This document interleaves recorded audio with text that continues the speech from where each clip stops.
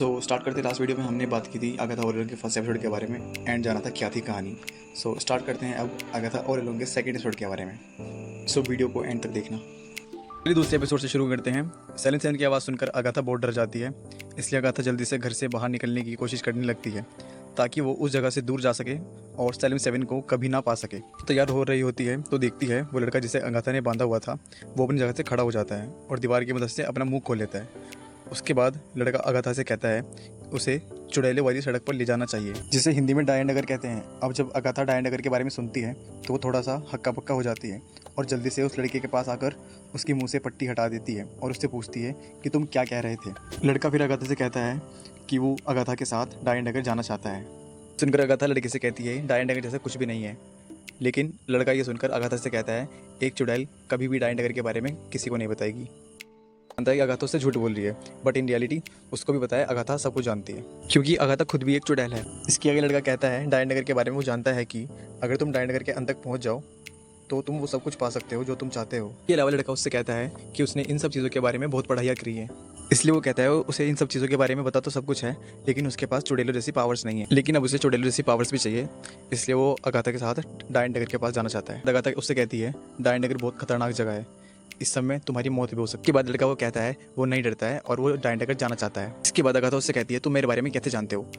इस पर लड़का कहता है कि मैंने तुम्हारे बारे में बहुत पढ़ा है। इसलिए वो ये भी जानता है कि वो सैलम शहर के वो अगाथा से ये भी कहता है कि उसको स्कारलेट विच ने अपने जादू में कैद किया हुआ, इसीलिए उसने अगाथा को अपनी नॉलेज की मदद से वंडा मैक्सिमफ के जादू से आज़ाद किया। अगाथा को पता लगता है कि उसको स्कारलेट विच के जादू से उस लड़के ने ही आज़ाद किया है, तो वो उससे पूछती है अगर तुम इतनी पावरफुल विच के जादू को तोड़ सकते हो तो तुम्हें उड़ सकते हो कि क्या। इसके बाद वो लड़का अगाथा से कहता है मेरे पास सिर्फ नॉलेज है, ना ही वो और विचेस की तरह उड़ सकता था, ना ही किसी को कैद में कर सकता था और ना ही ब्लास्ट कर सकता था, और इसलिए वो डायन नगर जाना चाहता है ताकि वो ये सब जादू कर सके। ये सब बोलने के बाद लड़का फिर से कहता है कि मुझे तो मैजिकल पावर चाहिए ही चाहिए, लेकिन साथ ही साथ मैं ये भी जानता हूँ कि तुम्हें भी मैजिकल पावर्स की बहुत है, तुमने भी अपनी मैजिकल पावर सारी खो दी है, इसलिए मैं चाहता हूँ तुम मुझे भी डायन नगर लेके चलो ताकि हम दोनों वहाँ जाकर अपनी पावर्स हासिल कर। बात अगाथा उस लड़के से पूछती है आखिर तुम हो कौन और तुम्हारा नाम क्या है।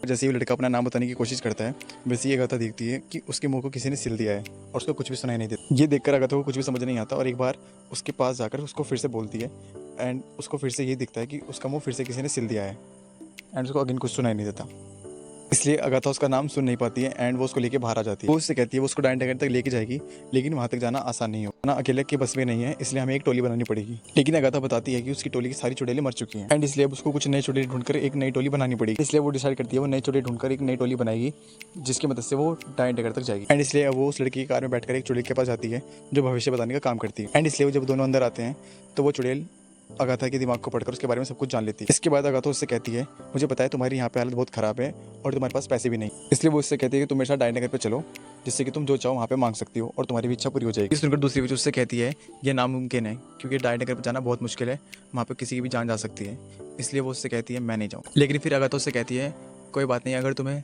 जाने का मन हो तो तुम शाम को मेरे इस एड्रेस पे आ सकती हो। लेकिन जाने से पहले वो दूसरी विच से पूछती है तो मुझे उन चुड़ैलों का नाम लिख के बताओ जो मेरी टोली में बनकर मेरी हेल्प करेंगी डायन नगर तक जाने में। इसके बाद वो दूसरी विच ऐसा ही करती है और उसको एक पर्ची पर वो सब के नाम लिख के दे देती है। इसके बाद अगाथा वहाँ से जाने लगती है एंड अपनी कार में बैठने वाली होती है, उससे पहले उसको एक कौवे की आवाज़ आती है जो कि ऊपर से काँव काँव कर रहा था एंड इसलिए अगाथा उस कौवे को बहुत अजीब तरीके से घूर रही होती है।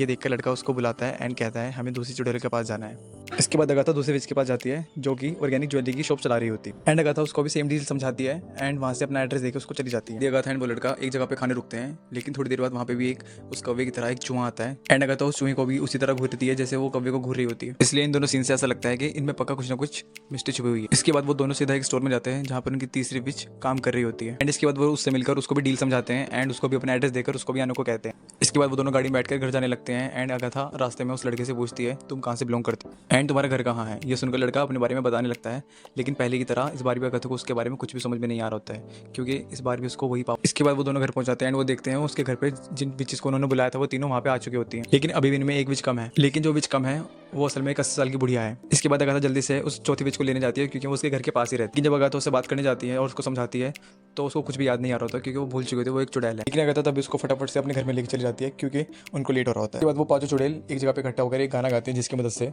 वो डगर का गेट खोल सकती है। साथ ही साथ वो देखते हैं कि रात भी काफी हो चुके हैं जिसका मतलब है सेलिम सेवन का आने का टाइम हो चुका होता है।